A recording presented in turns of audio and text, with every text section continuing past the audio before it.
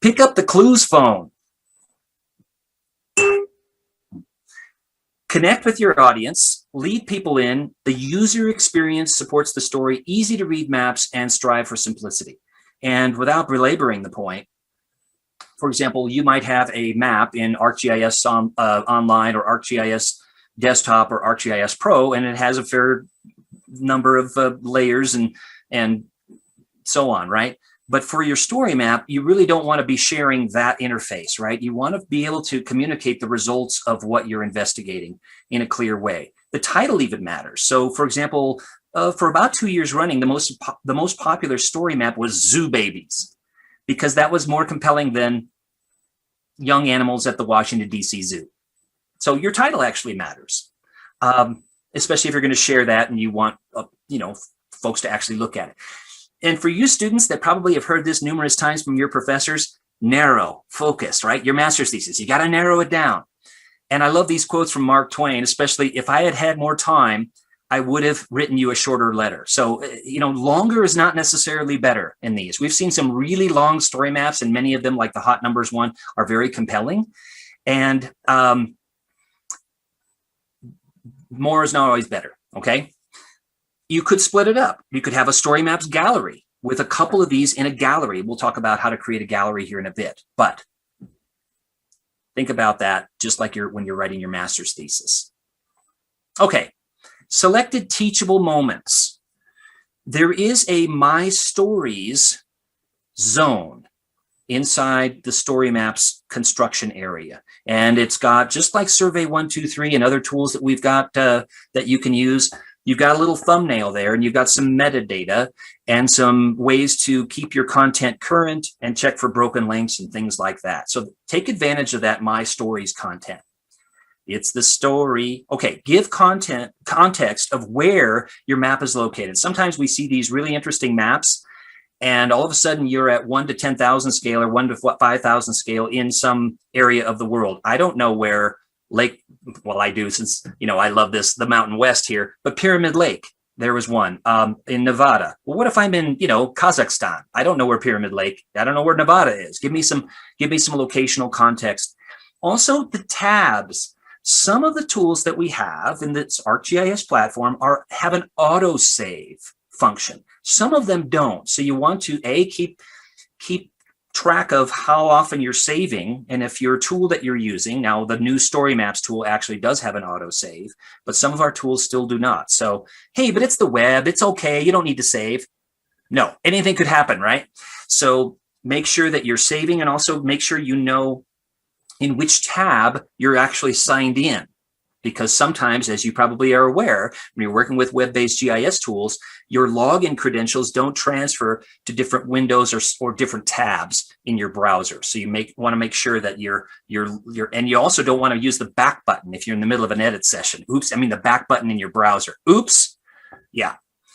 And then use folders. There are folders in ArcGIS Online that you can keep semi-organized.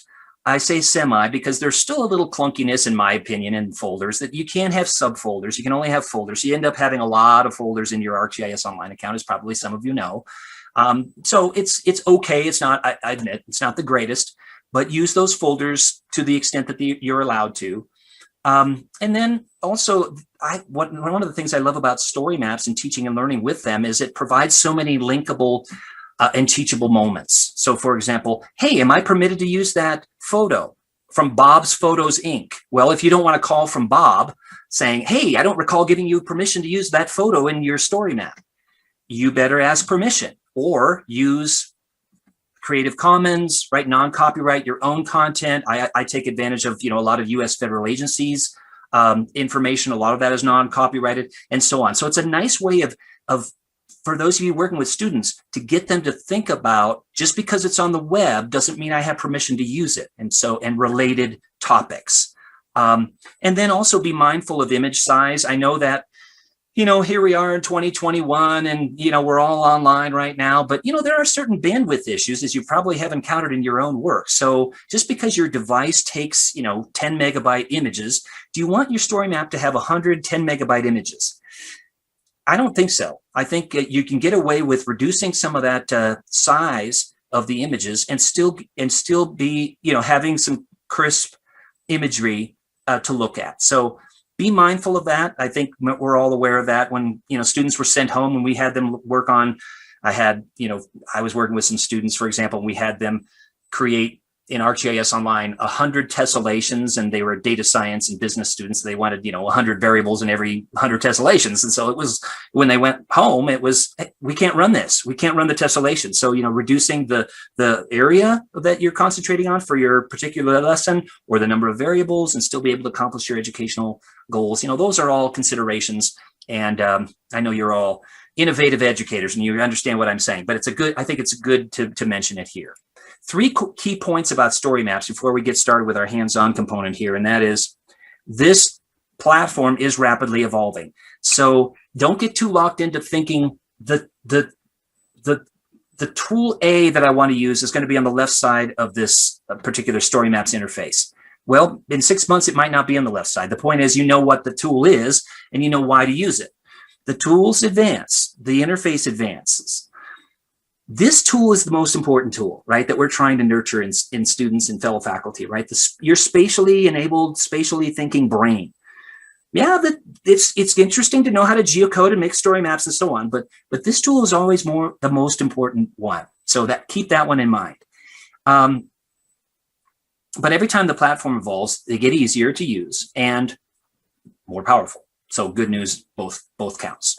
And finally, good planning makes for a good story map. Just like when you go out in the field and collect data on these pinions and junipers behind me here in Colorado, for example, what units are you going to use for the height? What variables are you going to use to collect the data? I don't know. We're just going to go plunge out into the field and see what we collect. No, you don't do that, right? You plan ahead. Same with story maps. Who's your audience? What do you want to tell? What scale? What data and maps are you going to need? So some people actually sketch this out on, storyboards, digital or analog. So I think good planning makes for a good story map.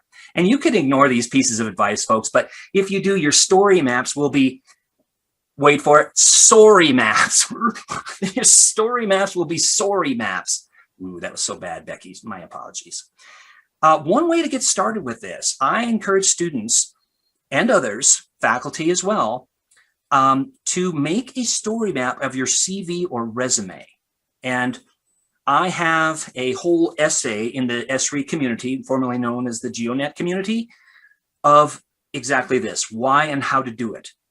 And so here's a couple of whys and hows, and I've got a couple of examples in here that I think would be instructive. There's a couple of reasons why I think this is a good way for you to get started. And number one, here's Amanda Hubers from Minnesota, and Amanda's got some cool, little GIFs in there, along with her educational background, as you would expect in something like this, some of the web mapping applications she's created. And again, it's a very compelling, part of her portfolio is what these are.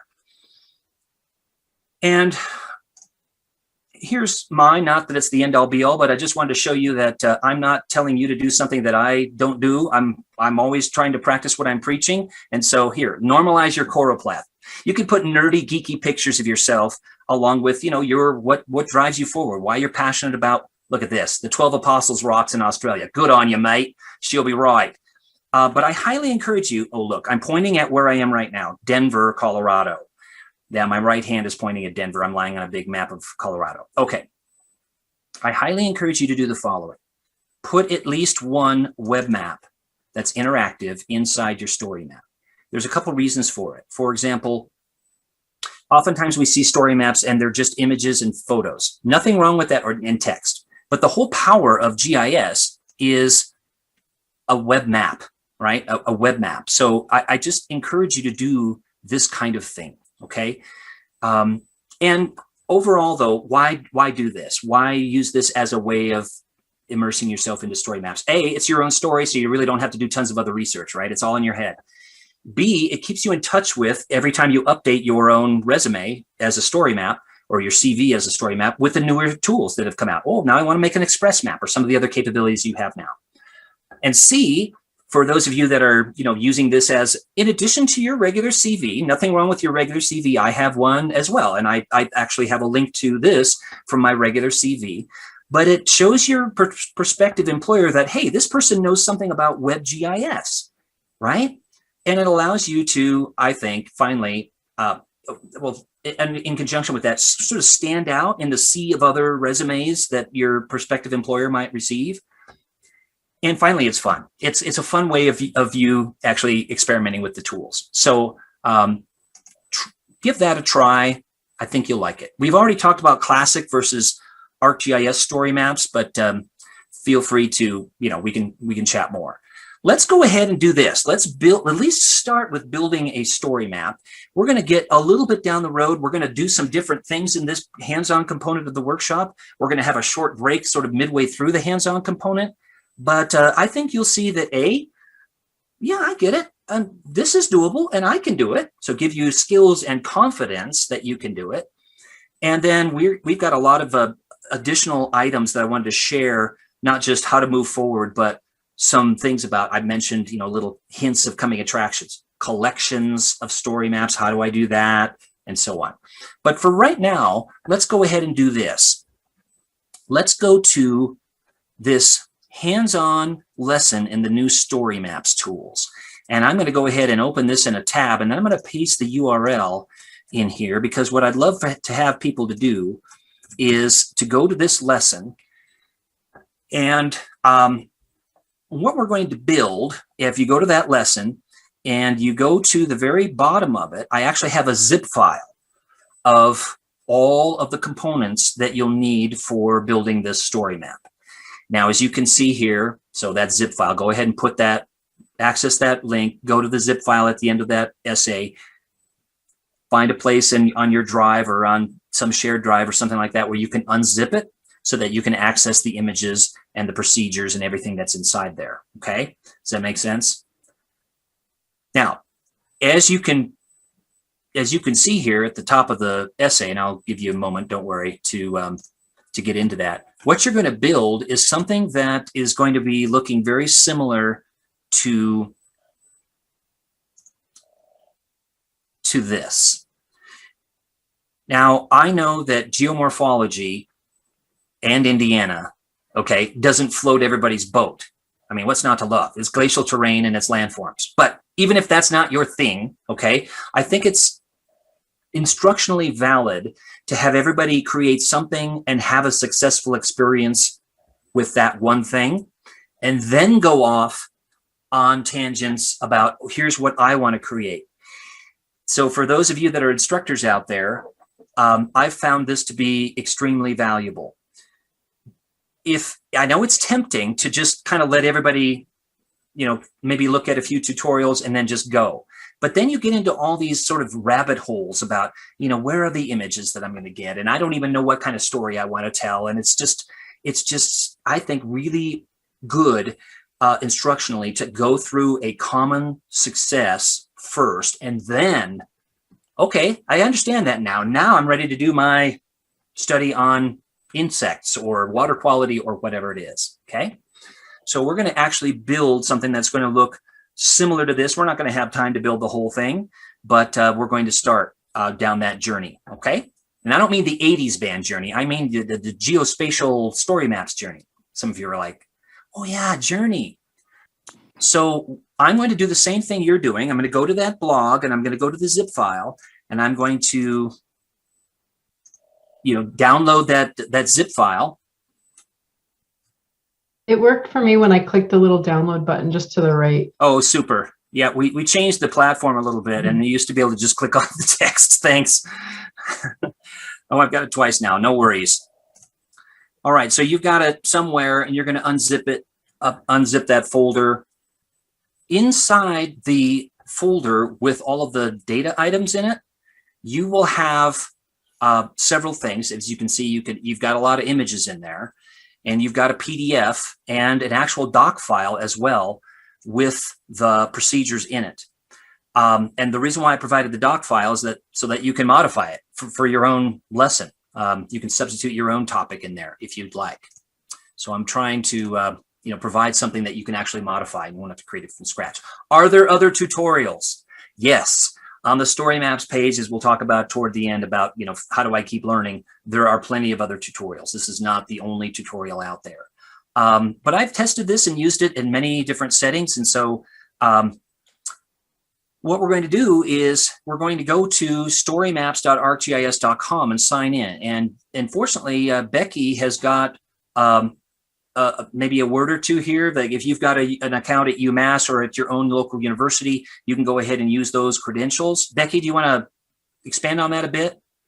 Yeah, so I dropped into the chat a link to go straight to the Story Maps website and some instructions about how to sign in via our UMass account. The key thing is that you're going to click sign in with your ArcGIS organization's URL, and you're going to type UMass-Amherst into that box. And that will let you log in with your UMass account. If you do not have a UMass account, just put a message in the chat to me and I can send you a test login ID. But if you have a UMass account, you should be able to get into it this way. So for that person, Joseph, just to make sure, that person will use the ArcGIS login option instead, right? If they're logging in with a test account? Yes. Mm-hmm. Okay. Yeah, fortunately, the good folks at UMass, you've got that single sign-on, right, Becky? And that's just makes life a lot easier, just as a nudge to you faculty and others that are at other campuses. Let us know if we can help nudge the needle forward on your campus, but it makes life easier for faculty and also for students. It just does. I know there's some hurdles to overcome with your IT and others, but it's really wonderful. We just started that at the University of Denver, where I'm teaching, and from the other side, from the faculty side, I can say it's just wonderful. So many advantages and fewer issues that students have. So while you're getting into creating a story map, notice that if you in my account, I've got. This is my stories. You may not have one, or maybe you have a few that you've tested, but you're going to have, this is the zone where you've got these stories sitting. And we'll talk more about this in a bit, but there's another way to get to this content. If you, since it, as I think I mentioned earlier, if you know that this is part of the ArcGIS Online platform. So if you actually go to ArcGIS Online with the same credentials, you'll be able to find your same story maps as you see in the Story Maps My Stories zone. And a couple of notes about that as you kind of get into unzipping the file and that sort of thing. For example, here, if I go to content in my ArcGIS Online organizational account, I'm going to see some abilities on the left side to filter. And in here, I can filter on, for example, apps, and one of the apps is Story Maps. So if I click on apps and Story Maps in my own content area, okay, I can see that, oh, okay, I've got to go up to my content, and I'm not going to, I'm still in a certain folder, so I'm going to search everywhere. So if I search in ArcGIS Online, and I'm at the root folder, so I'm going to go to content. I just wanted to show you another way that you can actually get to this stuff. And go up to all my content. Now I'm going to use the filter tool on the left side, and I'm going to say apps and story maps. So now I see that I've got quite a few story maps showing up inside here. Let's do that filter again. Now all I see are my story maps, but note that it's only the new ArcGIS story maps that have the content item story map. So all my classic story maps are actually not in here. They're just going to be under, if I look at if I clear the filter and I go to all my content again, I'm going to get all the content items. I'm going to have a story map, which is this 5 forces in GIS presentation of mine from a couple weeks ago. I'm going to have a couple of classic story maps in here. Here's a web mapping application. Here's a web scene. Here's a CSV. So I'm going to have all that content in there. So that's why I say, you can use the filter tool inside ArcGIS Online to find yours. You can also go to My Stories, which I actually think is a better way to go, because that's why My Stories was created, to just have your story maps sitting there. And that's what this is here. So your My Story zone will look a bit different from mine. Obviously, you might not have more than 1 or 2 stories. You might not have any at all. But I'm going to go ahead and click up here in New Story, and notice that you've got some tutorials right here. Quick start, get started. But I'm going to start from scratch. New story and start from scratch. So I went to storymaps.arcgis.com. I signed in with my credentials, and we're going to get started here. Now we're going to go to our tutorial, and it would be really nice if you could have 2 tabs. So for example, if you've got this tab right here, you also have it as a PDF and as a doc file. It's the same content. But I'm just going to go ahead and paste it from this web page that I was showing you with the whole presentation for today. But now over in this tab, I'm going to go ahead and paste that so I don't have to retype anything in here. Okay, so now I've got, and let's go up to, I probably have it twice. Yes, I do. Okay. A geomorphology field trip. And what's my subtitle? Okay, investigating glacial and fluvial landforms. And what's not to love about glacial and fluvial landforms, folks? And so we've got that here. Your initial today's date, as you can see, is actually automatically filled in the new story maps, and it won't have the draft when you publish it. It will have today's date. And I'm going to put some text in. I'm going to put a piece of text from Ibn Battuta from North Africa in here. So I'm going to hit this plus sign right below there and add some text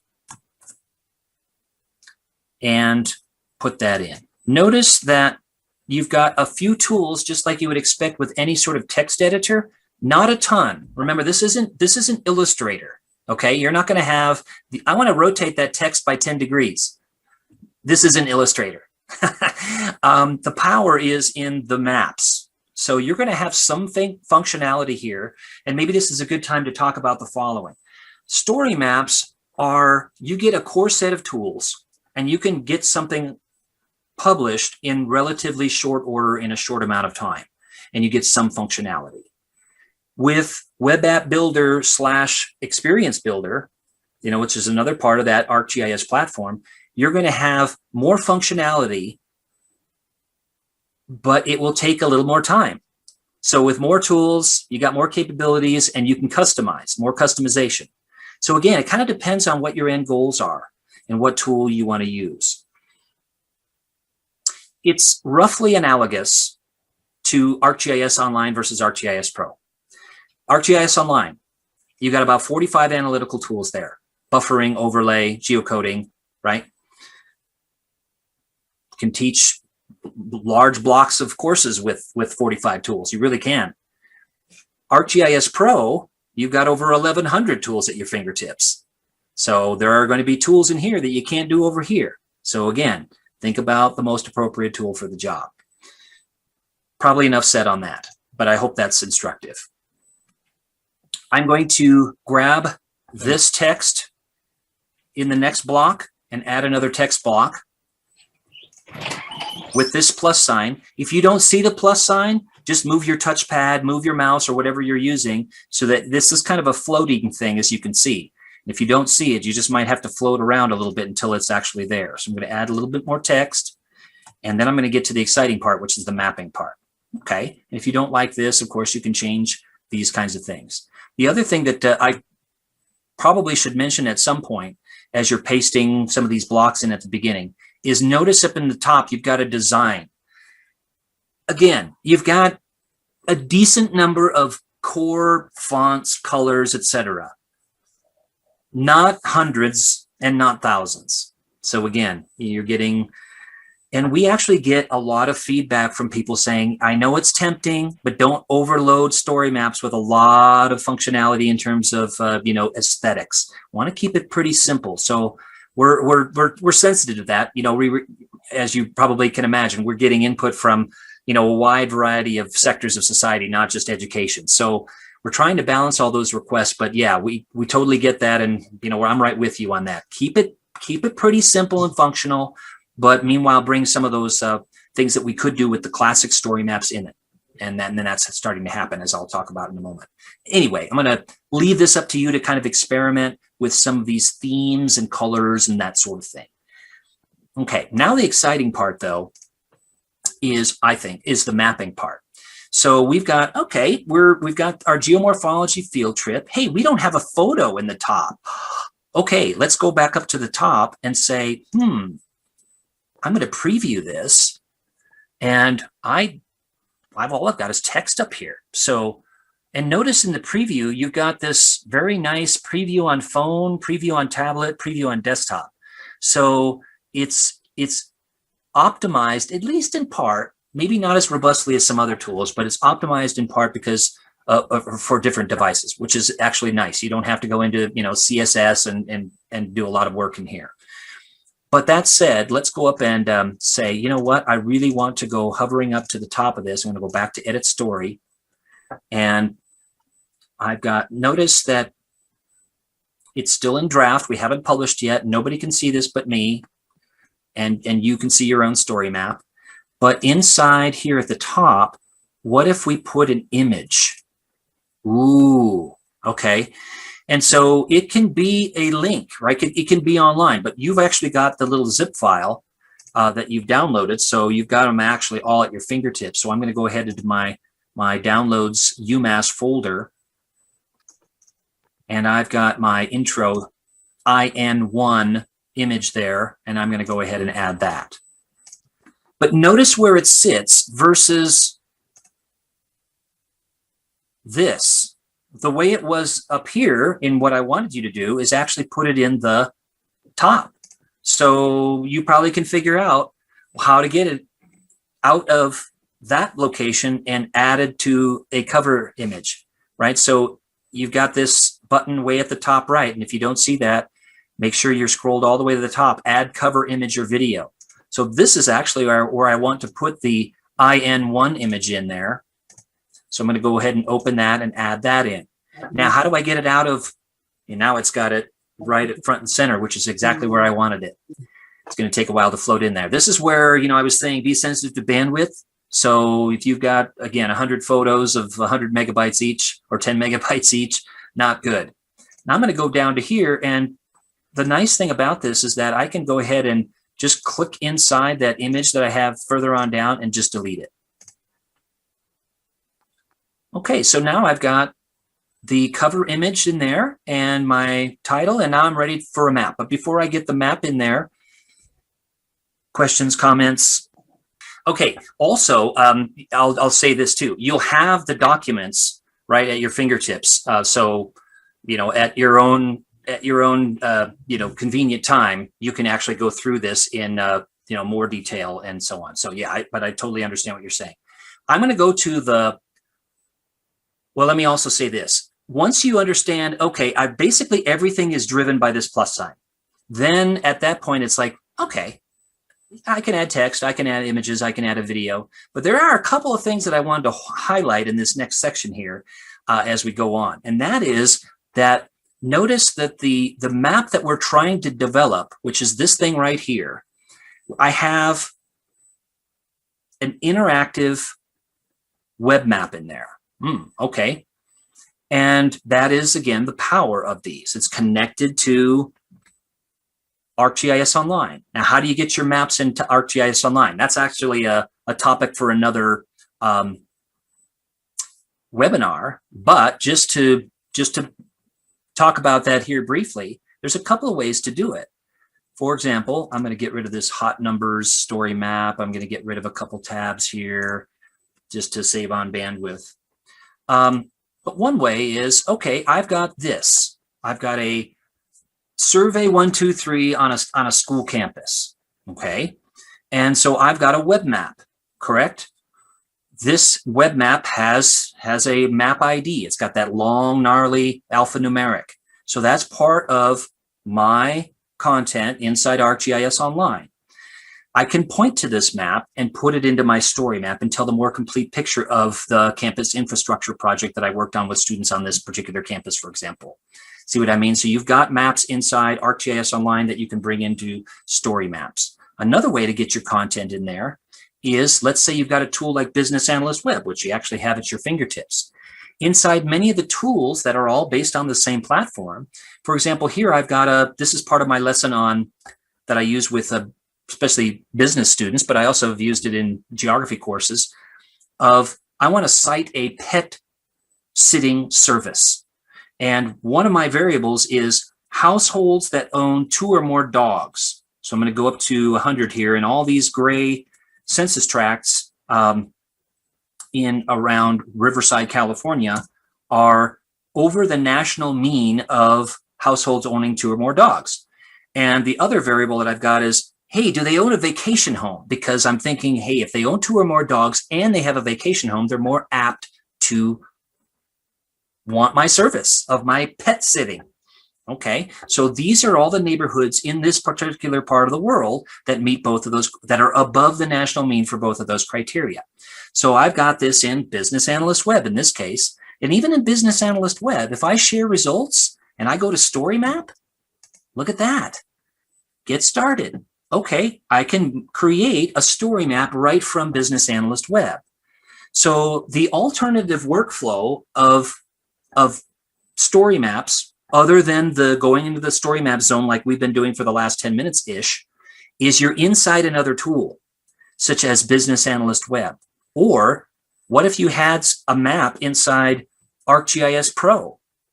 I've got one I'm working on right now. It's my zebra mussels lesson. So it's my invasive species lesson. And I've got students creating maps of zebra mussels from 1985 to present. And inside ArcGIS Pro, you can save as web map, and then once it's a web map, it's in ArcGIS Online, and then you're in ArcGIS Online at that point. You go into ArcGIS Online and say, ooh, I want to create a story map from that.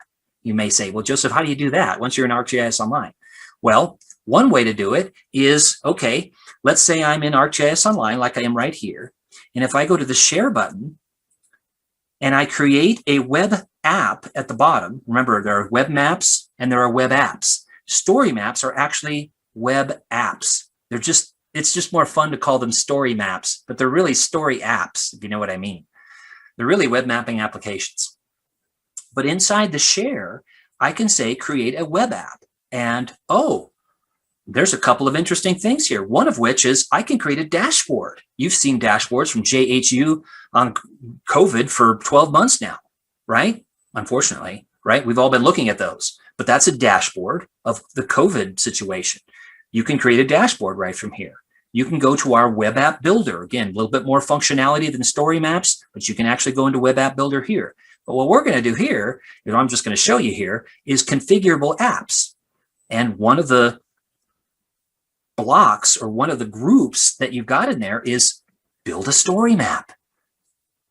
Wow, so I can actually create one right from ArcGIS Online here. What are the pros and cons of creating it here versus going to story maps and creating it? Again, it depends on what you want to do. The nice part here is that if I've got a set of layers inside ArcGIS Online and I just want to make a story map because I've already got the data and I've already been working with this map for days, weeks, months, I can create a story map right from here. If I want to start from scratch, then go to the storymaps.arcgis.com to create it from scratch like we're doing in our geomorphology example, okay? So there's no one that's better than the other. It's just that if you already have existing content, you can create a story map from that existing content, whether it's Business Analyst Web or ArcGIS Pro or ArcGIS Online. You can go ahead and create a story map right from there. Or you can go to the create from scratch storymaps.arcgis.com. So just wanted to share that with you today. Okay,